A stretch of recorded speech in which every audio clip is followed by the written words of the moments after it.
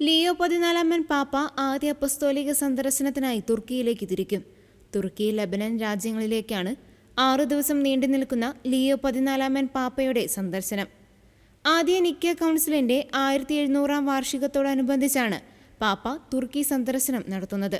ഇന്ന് രാവിലെ റോമിലെ ലിയനാർഡോ ദാവിഞ്ചി ഫ്യൂമിച്ചിനോ അന്താരാഷ്ട്ര വിമാനത്താവളത്തിൽ നിന്ന് യാത്ര തിരിക്കുന്ന മാർപ്പാപ്പ ഉച്ചയോടെ തുർക്കി തലസ്ഥാനമായ അങ്കാറയിൽ എത്തിച്ചേരും. വിമാനത്താവളത്തിലെ സ്വീകരണത്തിന് ശേഷം പ്രസിഡൻഷ്യൽ കൊട്ടാരത്തിലേക്ക് പോകുന്ന മാർപ്പാപ്പ തുർക്കി പ്രസിഡന്റ് റസേപ്പ് തയ്യിപ്പ് എർദോഗനുമായും സർക്കാർ പ്രതിനിധികളുമായും നയതന്ത്ര പ്രതിനിധികളുമായും കൂടിക്കാഴ്ച നടത്തും.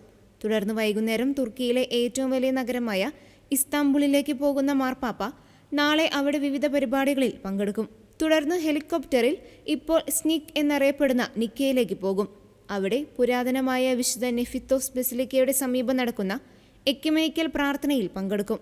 തുടർന്ന് ഇസ്താംബുളിലേക്ക് മടങ്ങുന്ന മാർപ്പാപ്പ അവിടെ ബിഷപ്പുമാരുമായി കൂടിക്കാഴ്ച നടത്തും.